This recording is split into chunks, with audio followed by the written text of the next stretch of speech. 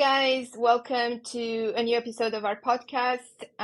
Today we're going to continue with the yamas, and we've reached the fourth out of the five yamas that we have in yoga, which is Brahmacharya, which I think is abstinence, maybe, Monica? Is that a Yeah. good way to say it?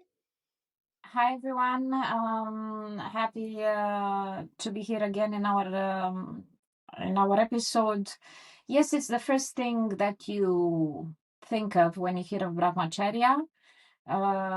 Brahman, it's one's own self, the ultimate unchanging reality, the absolute consciousness. And of course, it's also the Vedic god of creation. Or the Atman. They have another word for it. They have plenty of words for everything. And charya as in behavior or conduct or demeanor, attitude, that kind of thing. So in reality, Brahmacharya means to stay true to one's own self or to be on the path of Brahma. So it only partially refers to a lifestyle that's characterized by abstinence.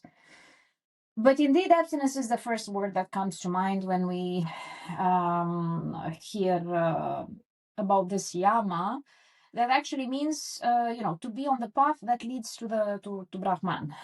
So it's the behavior that draws us closer to the divine power, in short. And this entails a specific type of demeanor and some specific actions and some specific ways in which we carry ourselves to be closer to our own true self and to the Creator, right? To the Almighty.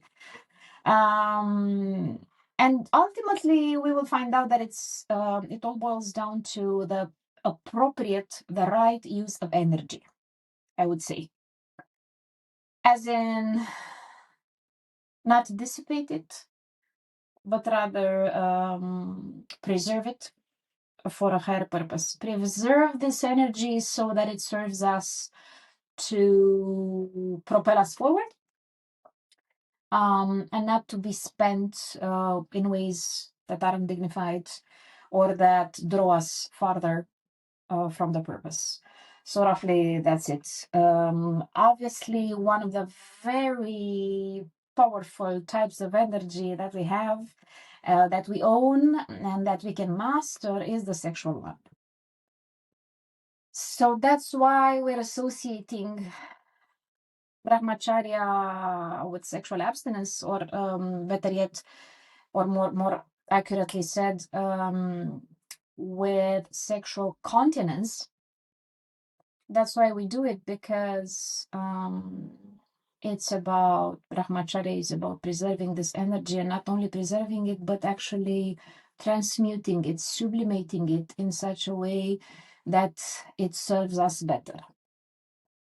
So yeah, a lot of words for something quite simple, which I think is also a big red thread for the other yamas, right? Just as we've mentioned in our previous episode, which is not too much, just not too little, just the right amount, and equanimity, ultimately.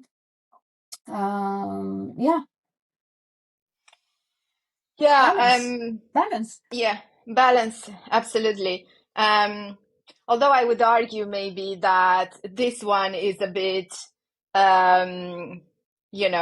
could be a bit more challenging, or I don't know, because like if you say, oh, let's practice abstinence, and we talk about sexual abstinence, which I think that's very much reserved, let's say, for nuns and things like that. I don't know, but let's say we're looking at yamas, and we say, okay, that energy that comes from that should be conserved and better used somewhere else. I think that somewhere else needs to be very well understood and resonated with. You know what I mean? Because yeah, otherwise I think it might be challenging to practice it. Also, I don't know if it really you said continence or abstinence. I'm not sure if he really preaches abstinence. I feel like that could be something that not a lot of people would want to practice, maybe. Yeah, indeed, more spiritual beings such as nuns and monks are the ones that are really good at preserving their energy and directing it towards a higher purpose, and evolving spiritually.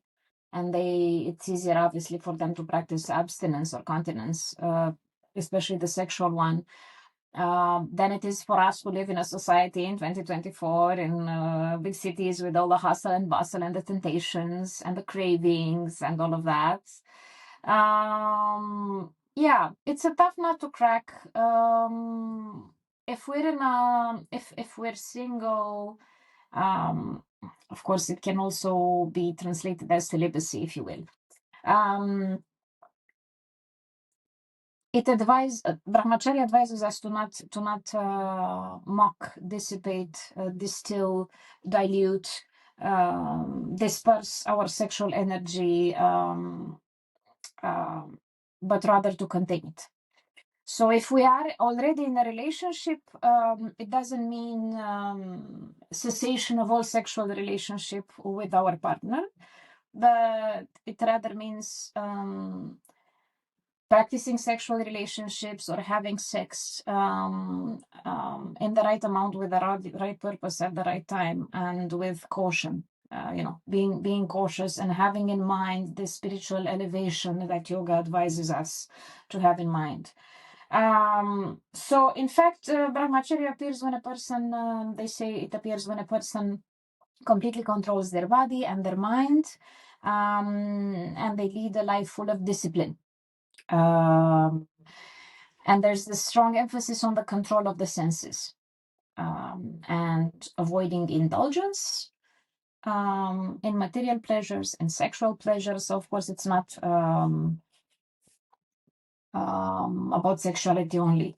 And they say that the real Brahmacharya, a person who practices Brahmacharya and embraces it fully, they will not feel any difference whether they're touching a woman or a piece of paper or a block of wood, they say. And of course, it's meant for both men and women, but as the prejudice goes, men fall much easier prey to these sexual temptations. Not sure if it's a prejudice, but from the two sexes, men are said to be, to be the ones who crave it more, who do it more, who think about it more. I'm not sure how I feel about that. I don't think it's always the case. It's just that since they're quite different to women, we might experience these cravings at different times, maybe, and with different rhythms than our partner or than other men in general. So maybe that's it. So of course there are still some traditions that talk about where this renunciation of sex and marriage is mandatory if you want to be a proper spiritual being, a monk, a sadhu, right, in India. And this celibacy is considered necessary for monks' spiritual practice. And we can basically find it all over the world in different religions. The monastic life calls for this. But for a practitioner who is married, or a householder, as they used to call them in India, it just means fidelity, right? So marital fidelity, not cheating on one's spouse. While for a celibate, for a single person, it means celibacy. And again, it all boils down to not doing anything in excess. Enjoying pleasures moderately, whether they are, a glass of wine or some nice food, or, having sex. Why not? So it's about taking just the right amount of everything. And this is, of course, so difficult, right? Why? Because in our modern society, we are bombarded with lustful temptations. And obviously, lust is not something that we only associate with sex or with carnal pleasures. No. So we have so much variety and so many options. And to me, it's all the more difficult in this contemporary society we live in.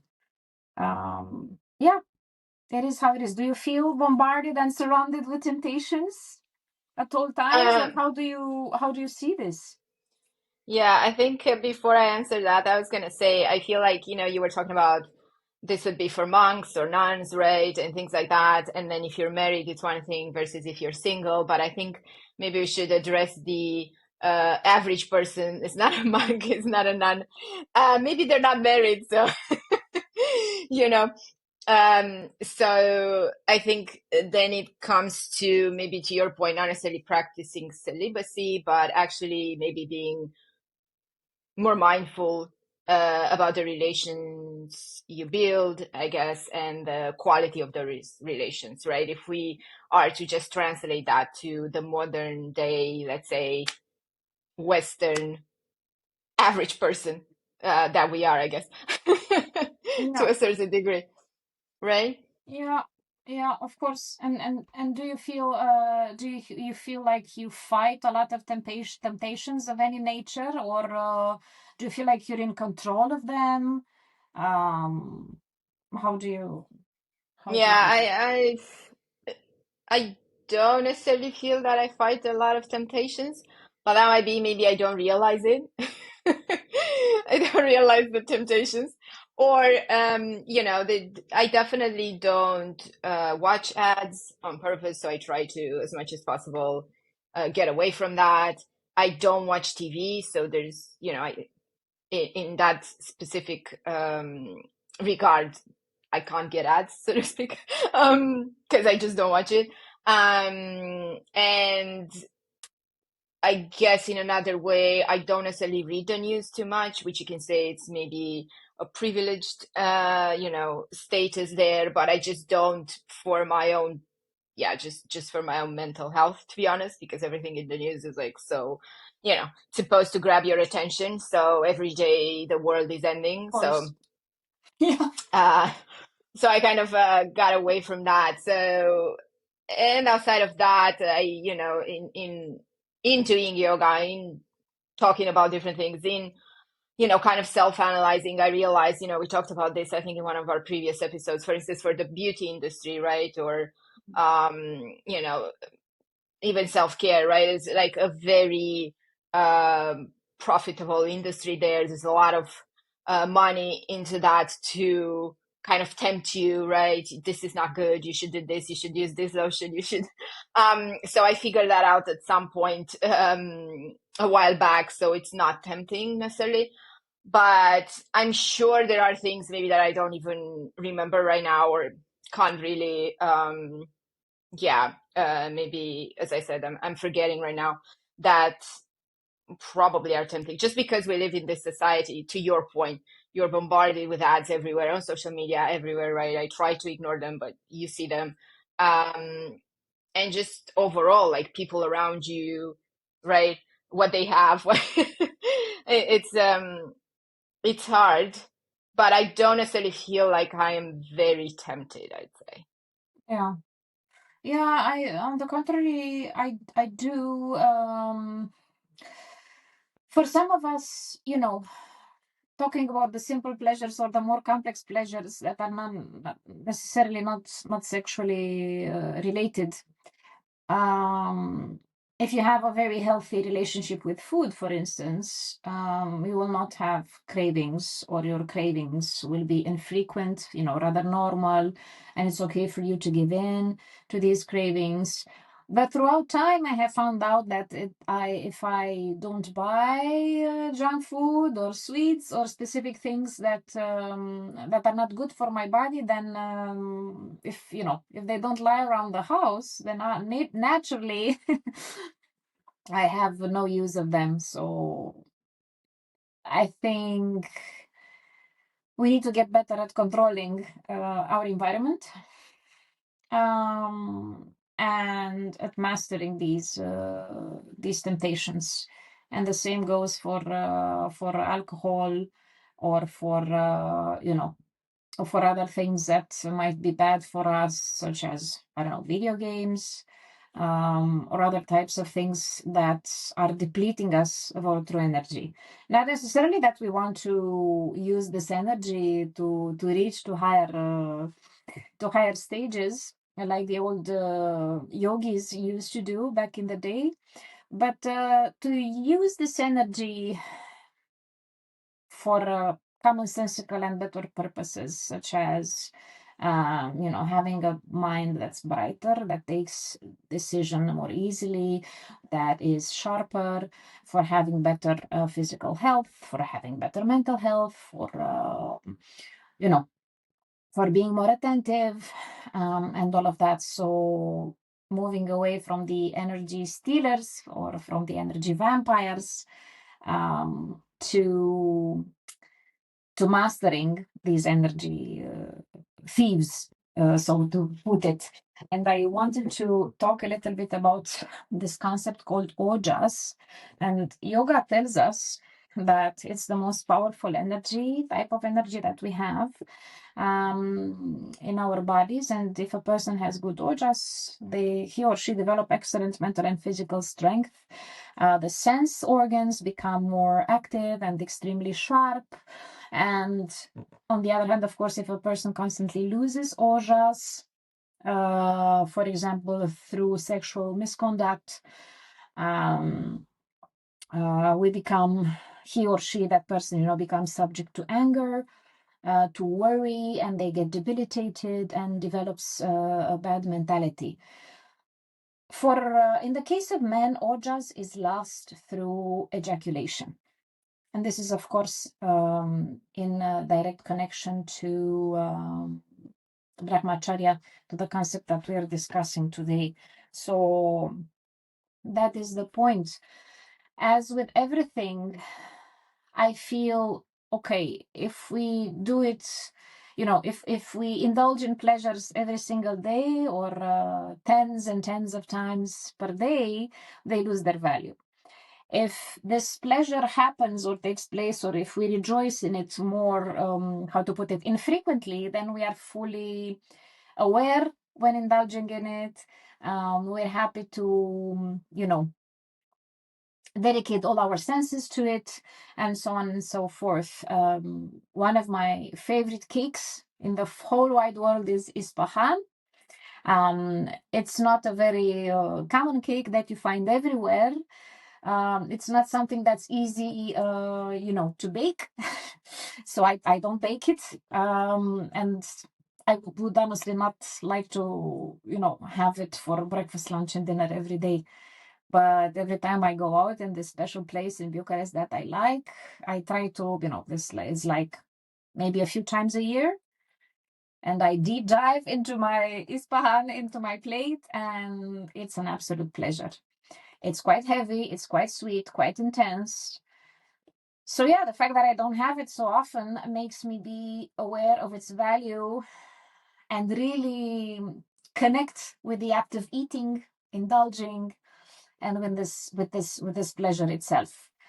So in the same way, we can make a parallel with whatever's relevant for us, or whatever we indulge in, whether it's sex or food, or going to a concert, or yeah, because if you go to a concert, or if you listen to music in excess, then yeah, I don't know, whatever that Um, means for us. Plenty of examples.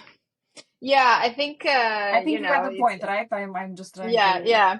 But also, yeah, for sure, it's known that if you don't do something very frequently, then the pleasure of when you do that thing, supposedly that you like, though, is going to be greater.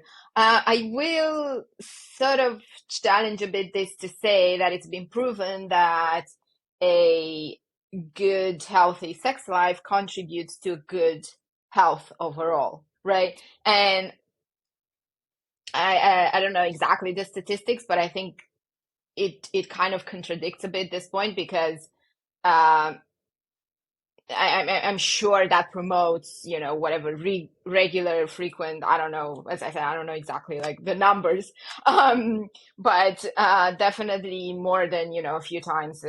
Well, you were giving the example with the cake, but a few times a month or whatever. I don't know. So I think that's one thing maybe to also consider, because I understand the part with the energy and conserving that and just making sure you don't indulge, but also you want to make sure you are taking care of yourself and your body and your mental health, and all the things are hopefully in union with each other.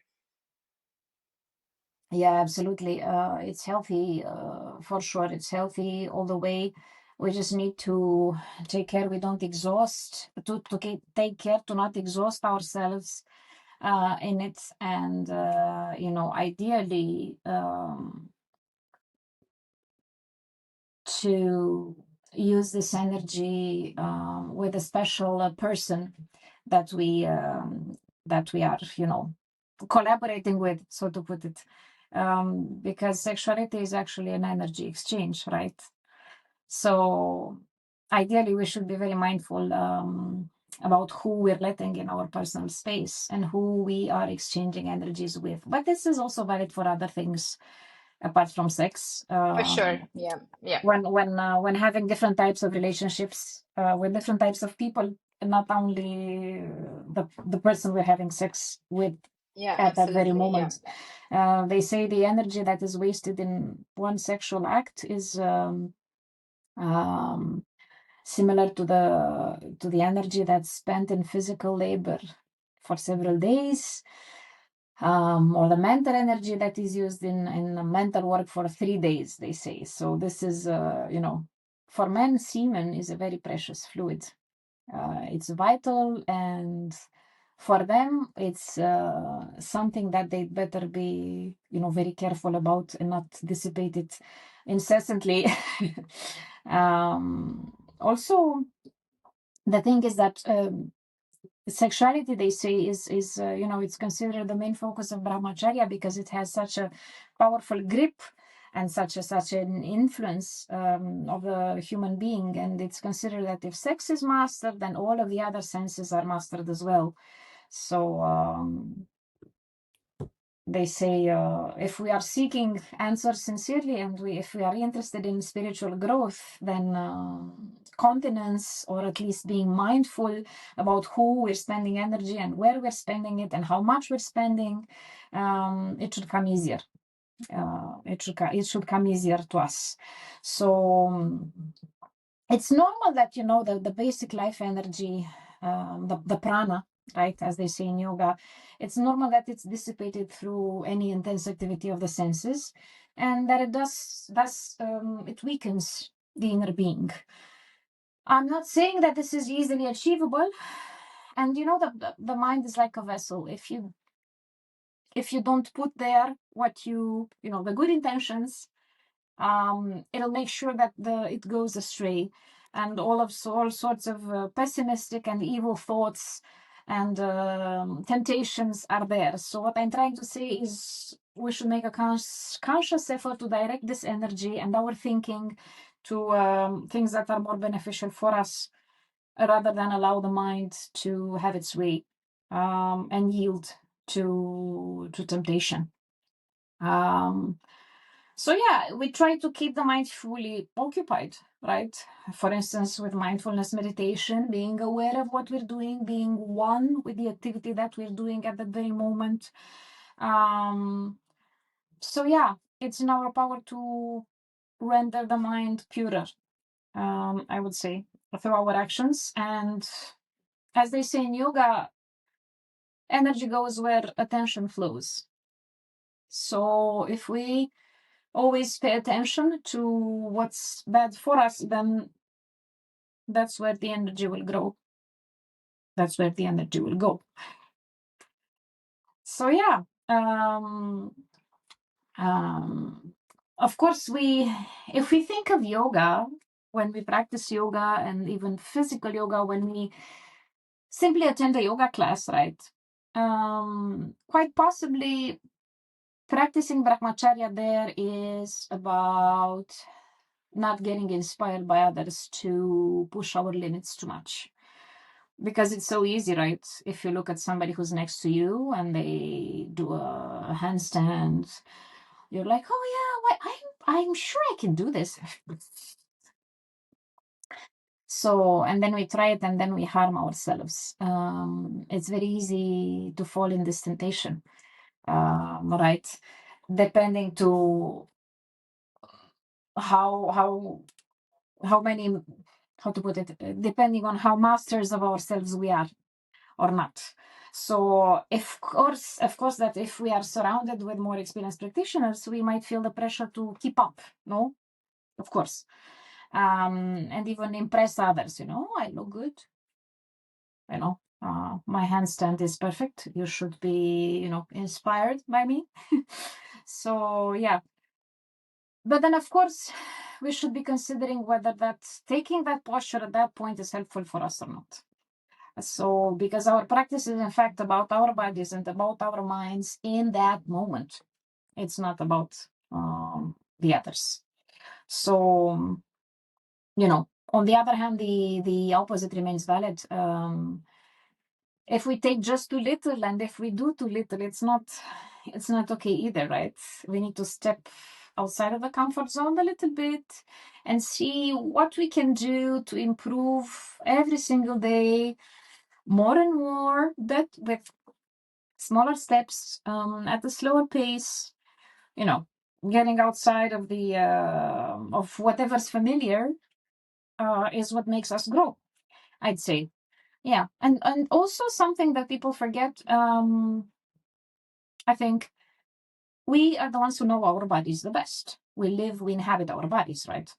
So, okay, I have this pain. The teacher doesn't know whether I have this pain, so it's my duty to protect myself and not go overboard in this pose, right?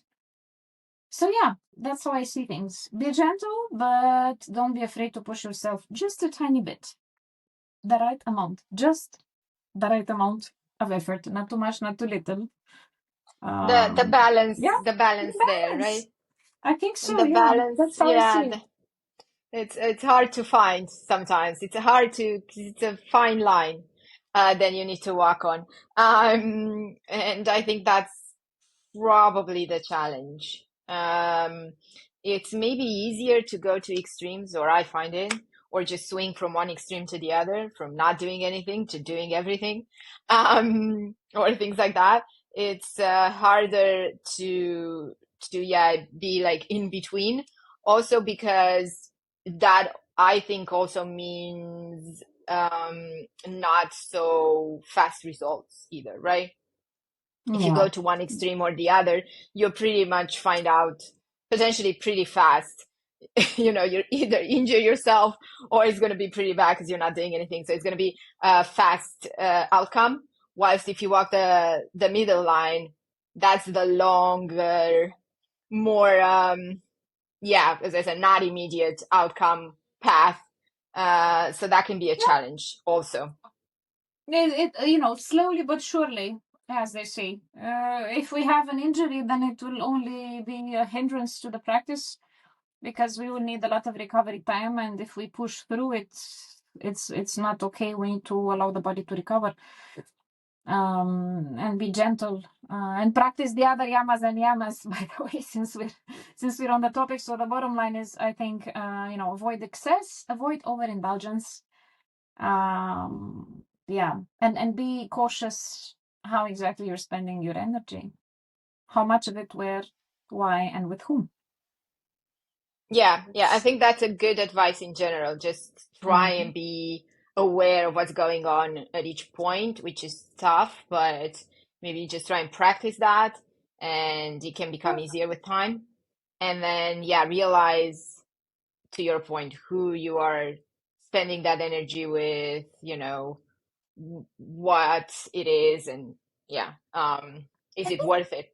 Yeah, and there's this quite simple test, I read about it everywhere. If you meet somebody or a group of people or a person, um, and after that, when you go home, you feel drained, lacking energy, anxious, high in on anxiety, depleted of energy, exhausted, then it's obviously that's not, for sure, it's not doing you any good, right? So you should just check yourself and see whether it's really bringing other types of benefits or it's just wasting your energy. Yeah, that's what Brahmacharya advises us to do, not overindulge, I would say. So I think that's kind of the main message, guys. Find the balance. Challenging, but at least I guess strive for it. And I think with time it can get easier. Is it always going to be easy? Probably not. But it's something to just try and practice and focus on. And I think with everything else, to your point, things will grow, will likely improve. You just need to Yeah, stay consistent. yeah, yeah. That's how we evolved, by showing discipline and consistency. That's what yoga teaches us to do through its many recommendations. Yamas and niyamas and Yeah, others. yeah, and other practices, indeed. All right, I think that's it, right, Monica, for today? Yes, thank you to everyone watching, and of course, we will continue in the upcoming weeks with the yamas and the niyamas. Yeah, absolutely. So stay tuned, guys. Thank you for watching, and we'll see you next time with a new episode. Bye, Bye. guys.